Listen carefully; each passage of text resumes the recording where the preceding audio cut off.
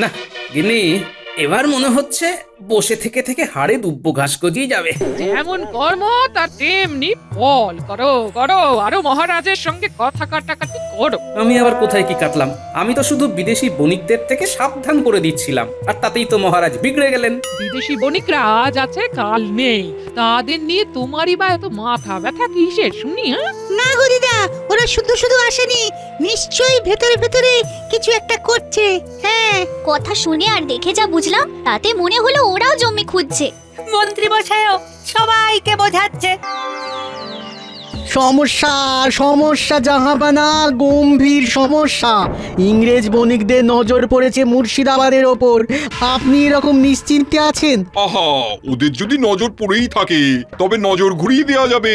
ইংরেজ বণিকেরা মুর্শিদাবাদে বাণিজ্য করার জন্য ঘাঁটি গাড়তে আসছে, আর আর আপনি তাদের এত সহজে সরিয়ে দেবেন বলছেন?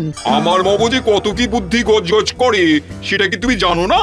তা আবার জানি না, কিন্তু এবার কি বুদ্ধি বের করলেন বলুন দেখি জাহাপানা। জানতে পারবে, সব জানতে পারবে। তার আগে বলো দেখি, কোন রাজ্যের খাজনা আদায় বাকি?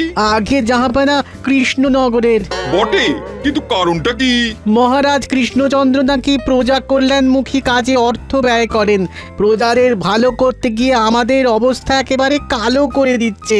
চিন্তা নেই, এবার এই প্রজাদের ভালো করতেই এমন দুজনকে কৃষ্ণনগরে পাঠাবো যারা ছুঁচ হয়ে ঢুকবে আর ফাল হয়ে বেরোবে। আজ যেন মনে হচ্ছে মহারাজ বেশ খানিক চাপে আছেন। থাক মন্ত্রী মশাই, এই চাপ কমানোর জন্য আপনাকে আর খাপ খুলতে হবে না, শেষে হিতে বিপরীত হয়ে যাবে। তোমরা থামবে এবার? ঠান্ডা মাথায় আমাকে একটু ভাবতে দাও দেখি। কিন্তু আপনার ভাবনার গতি প্রকৃতি তো আমরা কিছুতেই ঠাহর করতে পারছি না। কোনো বাইরের শত্রুর আক্রমণ নাকি প্রজা অসন্তোষ মহারাজ? নবাব খবর পাঠিয়েছেন দুজন ইংরেজ বণিক এই এলো বলে। আমি যে কি করি। গুড আফটারনুন মহারাজ, আমরা মুর্শিদাবাদ থেকে স্ট্রেইট আপনার কাছে চলে এলাম। দিস ইজ ফর ইউ মহারাজ। আমার জন্য প্রীতি উপহার করেছেন কি? এই না মানে এটা তো সেই একেবারে ফিরিঙ্গি দেশ থেকে। যা পাচ্ছেন নিয়ে নিন মহারাজ, পছন্দ না হলে আমি তো আছি, আমাকে না হয় পত্রপাঠ সব চালান করে দেবেন। সাধে কি বলে, চোরের মন বচকার দিকে। এনিওয়ে, আমি এবার একটা গুড নিউজ দেব সবাইকে। সবাই শুনুন, বিদেশি লগ্নিতে শিল্প গড়িয়া উঠিবে কৃষ্ণনগরে। কৃষ্ণনগরের পপুলারিটি চারিদিকে ছড়িয়ে পড়িবে। এরা আবার বলে কি?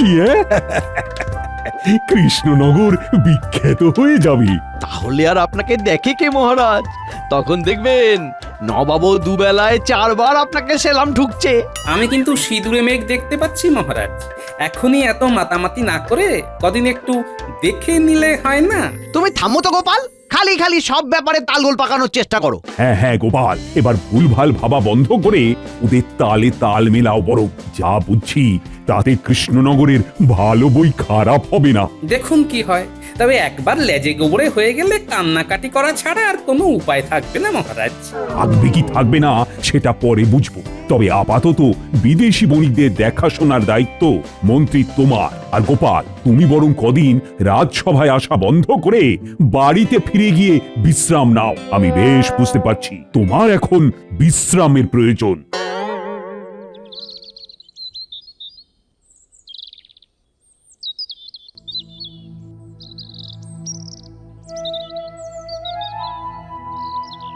কই গো গিন্নি, কই দেখি কি রেধে বেড়ে রেখেছো, দাও দেখি। কদিন পরে খাওয়া দাওয়া আদৌ জুটবে কিনা কে জানে। ঘরেতে ঢুকতে না ঢুকতে খাই খাই করছো। বলি ব্যাপারটা কি বলো তো?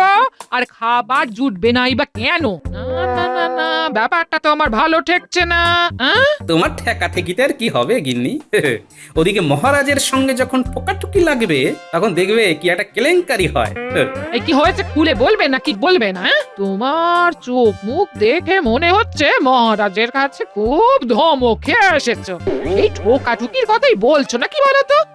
আরে আমার কি হয়েছে সেটা বড় কথা নয় গিন্নি। কথা হলো মহারাজ বুঝতে পারছেন না, এর ওপর মন্ত্রী যদি ঘোলা জলে মাছ ধরতে যায় তবে অবস্থা আরো বিগড়ে যাবে। হায় হায় হায় হায়, কি সব উল্টো পাল্টা কথা বলছো গো তুমি? আমার যে সব গুলিয়ে যাচ্ছে গো। না না না, কিচ্ছু বুঝতে পারছি না, কিচ্ছু না।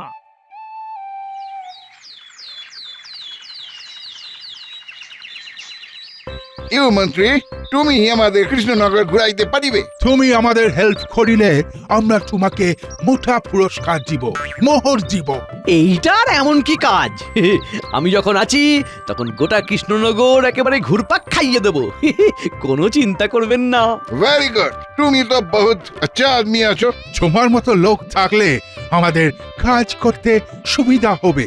এবার তুমি আমাদের দেখাও তো কোন জমিতে 2 টাইমস মানে দুবার ফসল হয়, কোনখান থেকে ওই যোগাযোগ ব্যবস্থা ভালো আছে।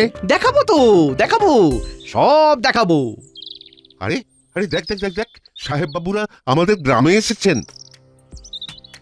আমরা এখানে ব্যবসা করিতে চাই, কুড়ি বানাইবো, তোমাদের কাজ দিব।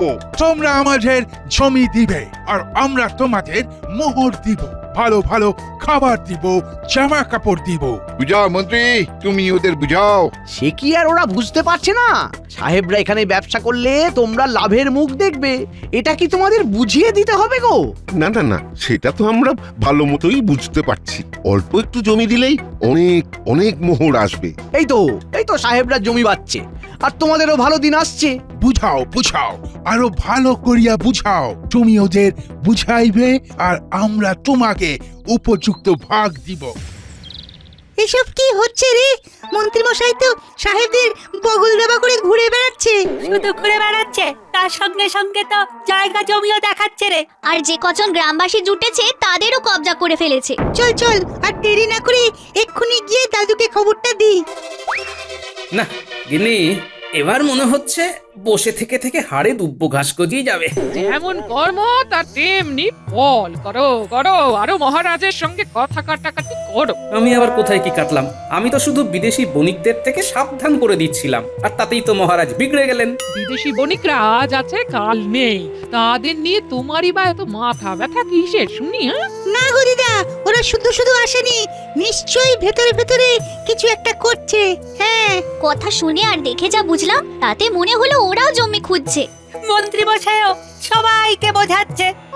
তোরা বলে কয়ে ওই বণিকদের একবার এদিকে নিয়ে আসতে পারলি না, তাহলে তো আমাদের কপাল খুলতো। কপাল খুলতো না পুড়তো সে আর তুমি কি বুঝবে গিন্নি? না না, আমি আর কি বুঝবো? বোঝো তো খালি তুমি। বেশি বুঝে বুঝেই তো এই অবস্থা। কিন্তু আমরা এখন তাহলে কি করব? আপাতত আমাকে যেমন বললি তেমনি খবরটা বাবা আর গ্রামের বাকিদের দিয়ে গিয়ে জমি কেড়ে নেওয়ার খবরটা আগে ভালো করে ছড়িয়ে পড়া দরকার। খবর কি মন্ত্রী? মানে এই ইংরেজ বণিকদের যত্ন আপ্যায়ন সব ঠিক করে হচ্ছে তো? সে আর বলতে মহারাজ, আমি তো একেবারে ওদের ছায়া সঙ্গী হয়ে গেছি। ঘুরছি ফিরছি, ওদের যেমন যা দরকার সব খেয়াল রাখছি। ইওর হানেস, আপনার এই মন্ত্রী আমাদের ভীষণ হেল্প করিয়া আছে। আমরা ওর সাহায্যে এখানে কুটি আর কারখানা বানাবার জন্য জমি নির্বাচন করিয়া ফেলিয়াছি। মন্ত্রী নিজে জমির গুণাগুণ বর্ণনা করিয়া দিয়াছে, কোন জমিতে ভালো ফসল হইবে, কোন জমি কত দামে কেনা যাইবে, সব বলিয়াছে। এই সবও বলেছে? সে কি মন্ত্রী? হ্যাঁ মানে কেউ জানতে চাইলে আমি তো আর না বলতে পারি না, তাই আর কি। আমরা ঠিক করিয়াছি, গঙ্গা নদীর দক্ষিণ দিকে 300 বিঘা জমি আমরা ক্রয় করিব। উহাই আমাদের পছন্দ আছে। ওরে বাবা, একেবারে অতখানি জমি? অর্ধেক কৃষ্ণনগরই তো নিয়ে নেবে তাহলে।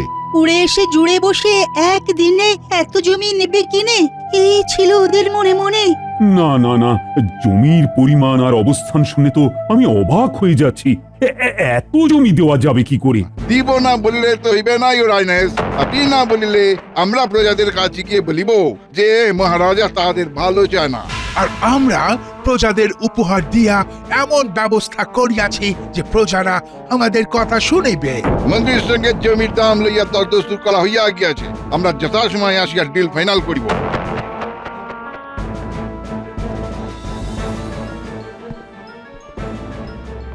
যা, ওরা তো চলে গেল, কিন্তু যা বলে গেল তাতে তো খুব একটা সুবিধে লাগলো না। আর কি করে লাগবে? কল যা খাটানোর সে তো মন্ত্রী খাটিয়ে দিয়েছে।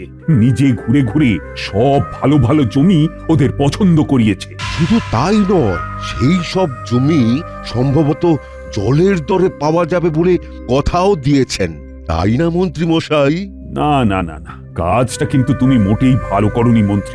এইভাবে কৃষ্ণনগরের সম্পদ বিদেশি বণিকদের হাতে তুলে দেওয়াটা ঠিক হবে না। মহারাজ যাই বলুক, আমি কিচ্ছুটি বলবো না।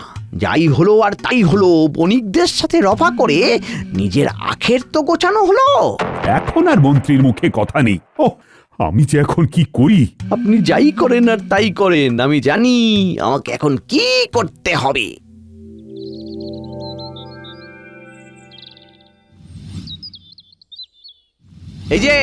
এই যে সবাই হাত গুটিয়ে থাকলে হবে না বাপ। বাঁশ গাছের শুকনো ডাল নিয়ে এসে পুরো জায়গাটা ঘিরে ফেলতে হবে। এই তো আমরা কাজে লেগে পড়েছি।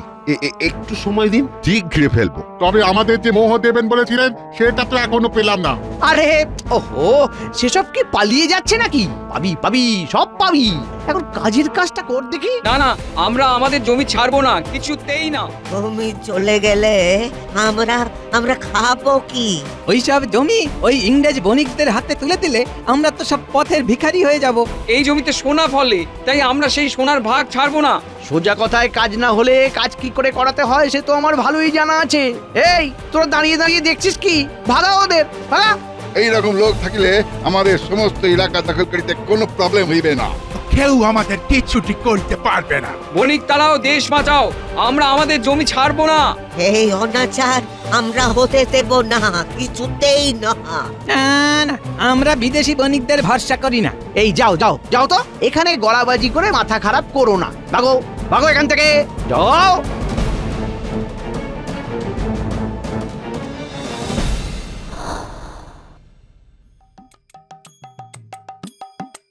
সেই তখন থেকে তো একভাবেই বসে রয়েছো, বলি এবার তো একটু নড়াচড়া করো। হ্যাঁ, করব গিন্নি, করব, সময় এলেই ঠিক করব। তা তোমার সেই সময় কখন আসবে শুনি?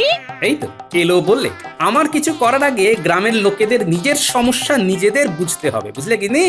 বুঝে গেছি গোপাল দাদা, আমাদের আর কিচ্ছু বুঝতে বাকি নেই। বিদেশি বণিকেরা ফাঁদে ফেলে আমাদের সব জমি কেড়ে নিতে চাইছে। কিন্তু আমরা আমাদের জমি একেবারে ছাড়বো না, ওদের কিছুতেই নিতে দেব না। মন্ত্রীমশাই যেভাবে দাঁড়িয়ে থেকে ভয় দেখিয়ে জায়গা ঘেরাচ্ছে, তাতে তো মনে হচ্ছে মহারাজের কাছে গেলেও কোনো লাভ হবে না। তুমি কিছু একটা ব্যবস্থা করো গোপাল দাদা, তুমিই আমাদের ভরসা। তোমরা চিন্তা করো না, দেশের মাটি মায়ের মতো, সেই মাকে ইংরেজ বণিকের হাতে তুলে দেব না। তবে সমস্যা হলো, মহারাজ না চাইলে আগ বাড়িয়ে কিছু করবই বা কি করে? না না, এই ব্যাপারটাই এখন আমাকে ভাবাচ্ছে, বুঝলে? এই ছোট মুখে একটা বড় কথা বলি, দেশকে রক্ষা করার সময় না মান অভিমানের কথা ভাবলে হবে না। আগে দেশকে রক্ষা করতে হবে, আর তুমি বসে থেকো না। হ্যাঁ, কথাটা তো তুমি মন্দ বলনি গিন্নি। মহারাজ যদি এখনো বুঝতে না পারেন, তবে ওকে বোঝানোর দায়িত্ব তো আমাকেই নিতে হবে।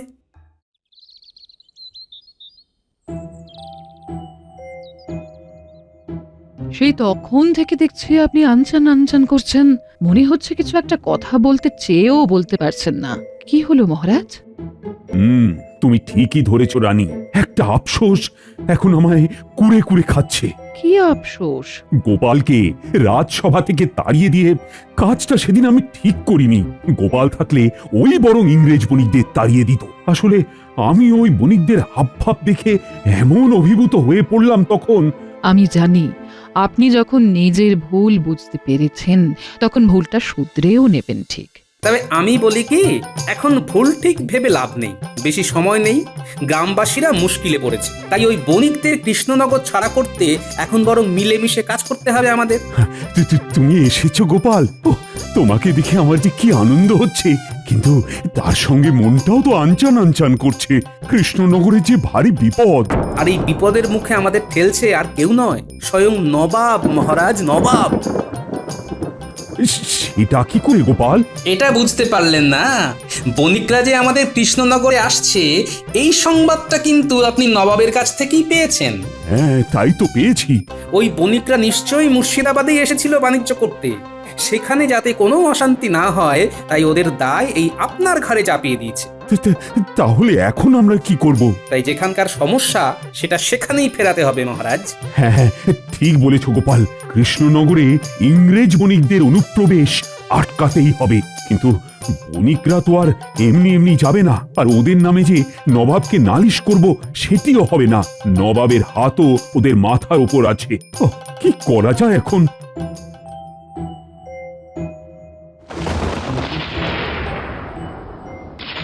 দাঁড়ান দাঁড়ান মহারাজ, আকাশের অবস্থা ভালো নয়। এটাকেই যদি কাজে লাগানো যায় তবে মনে হচ্ছে কাজের কাজ হয়ে যাবে। একটা বুদ্ধি এসেছে মাথায়।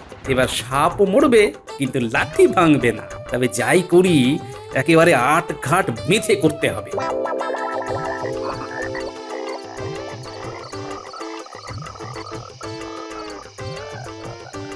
যাই দেখি ইংরেজ বণিকদের খাতির করার মতো কিছু হাতে গরম পাওয়া যায় কিনা। এই তো খোলা ময়রার দোকান খোলাই আছে দেখছি।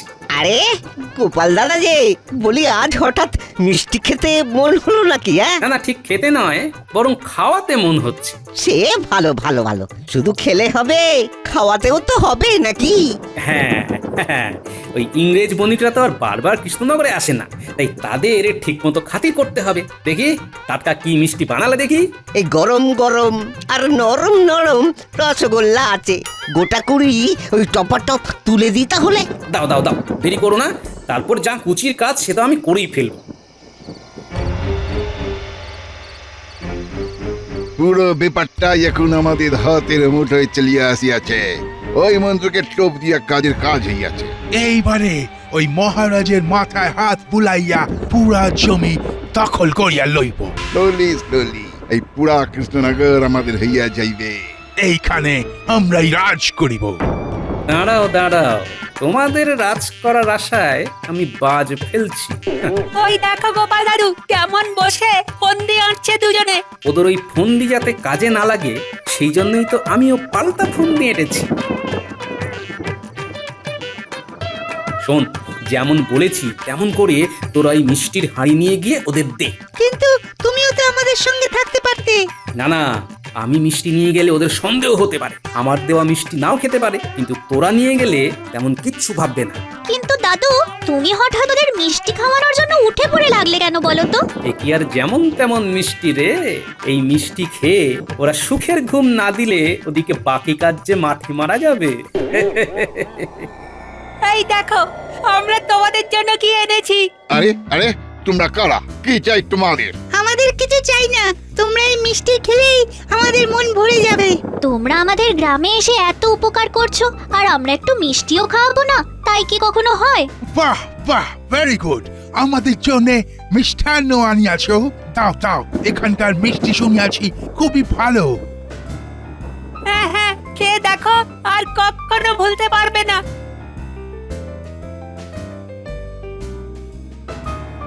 এই মিষ্টি খেয়ে এক্ষুনি ওরা ঘুমিয়ে পড়বে, আর এই ফাঁকে ওদিকের কাজটা সেরে ফেলতে হবে। ওরা জেগে থাকলে মাঠে গিয়ে কাজে বাধা দিতে পারত, এখন আর সেটি হবে না। এতক্ষণে নিশ্চয়ই আমার কথা মতো পুটির বাবা লোকজন নিয়ে কাজে লেগে পড়েছে। সবাই এক জায়গায় জড়ো না হয়ে চারিদিকে ছড়িয়ে পড়ো, সব দিকেই খুঁড়ে খুঁড়ে গর্ত করে ফেলতে হবে। কিন্তু এত খোঁড়াখুড়ি করে কি হবে গোপাল দাদা? নিজেদের জমি নিজেরাই খুঁড়ে খুঁড়ে নষ্ট করব? এমনটা না করলে যে নিজেরাই পরে গর্তে পড়বে। যাই, ওদিকটায় কি করছে সবাই দেখি। এই যে গোপাল দাদা, যেমন বলেছিলে ঠিক তেমন করে খুঁড়ে রাখছি। হ্যাঁ হ্যাঁ, ব্যাস ব্যাস ব্যাস, এরকম করে রাখলেই হবে। তবে বেশ অনেকটা জায়গা জুড়ে খুঁড়তে হবে, বুঝলে? তুমি ভেবো না গোপাল দাদা, আমরা ঠিক করে নেব। তুমি যখন আমাদের ভালোর কথা ভেবে এইরকম করতে বলছো, আমরা কাজ গুছিয়ে দেব। হ্যাঁ, এটাই তো চাই। বৃষ্টি নামার আগে ঝটফট সব সেরে ফেলো। না না, তাড়াতাড়ি হাত চালাও সব। এই তো কাজ প্রায় শেষের মুখে, মোটামুটি যেমন যা গর্ত হয়েছে তাতে কাজ হয়ে যাবে তো। হ্যাঁ হ্যাঁ, তোমরা যতটা যা করার করো, বাকি কাজ প্রকৃতিই করে দেবে।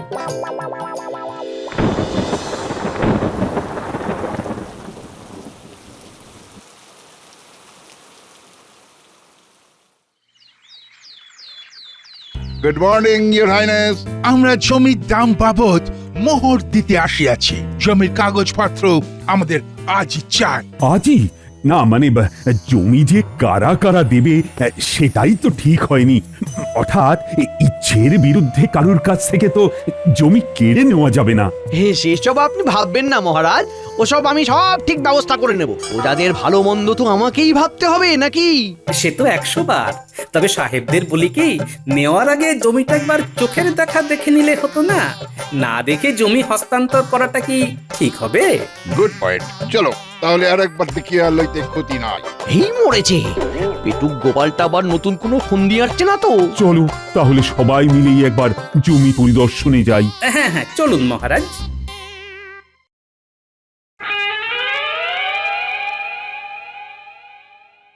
এই রে, এটা আবার কি হয়ে গেল? এমন তো ছিল না। আমরা তো এইরূপ জমি দেখি নাই। এই জমিতে কুঠি বানাইবো কি করিয়া? এটা তো তেমন কিছু নয়, বৃষ্টির জল জমে এইটুকু হয়েছে, তাও তো এখনো বন্যার জল ঢোকেনি। তাহলে আর দেখতে হবে না, সব ভাসিয়ে নিয়ে চলে যাবে। সে কি, এই জমি এরূপ? তবে মন্ত্রী মশাইয়ের কাজ আছে বলতে হবে। দেখে দেখে বণিকদের এরকম নিচু একটা জমি গছিয়ে দিয়েছেন। এইটা তুমি ঠিক করিলে মন্ত্রী। দাও দাও দাও, আমরা যে অগ্রিম তোমাকে দিয়েছি উহা ফেরত দাও। তাই নাকি মন্ত্রী? তার মানে ভেতরে ভেতরে এই সবও করে ফেলেছো তুমি? না মানে বিয়ে, আমি তো মানে মানে এক্ষুনি সব বের করে দাও বলছি, বাকি ব্যবস্থা পরে হচ্ছে তোমার। তুমি মোহর ফেরত না দিলে আমরা নবাবকে বলিয়া তোমাকে হাজতে ভরিব। দেখলেন মহারাজ, আমার ষষ্ঠ ইন্দ্রিয় ঠিক নবাবকে বলবে, মানে নবাবের সাথে এদের যোগ আছে। তাই তো দেখছি। তবে এরকমই চোটপাট নবাবের ওপরও করুন গিয়ে সাহেব, কারণ ব্যবসা করার সেরা জায়গা তো মুর্শিদাবাদে গঙ্গার তীরে। নবাব সেটা দেবে না বলেই আপনাদের এখানে পাঠিয়েছে। তাই নাকি? তবে তো নবাব আচ্ছা চাল চালিল। না না না না না, নেভার, উহাকে ছাড়া চলিবে না। আমরা এক্ষুনি মুর্শিদাবাদে যাইয়া ওখানে কুটি স্থাপনের ব্যবস্থা করিব।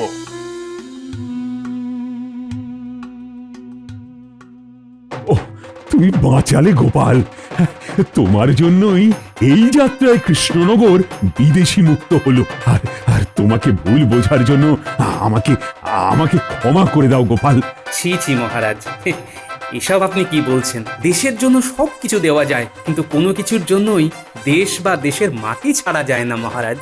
আমিও আমার ভুল বুঝতে পেরেছি মহারাজ, আমাকেও ক্ষমা করে দিন। গোপাল আমার চোখ খুলে দিয়েছে মহারাজ। বেশ বেশ, এসো সবাই মিলেমিশে থাকি এবার। শেষ ভালো যার, সব ভালো তার।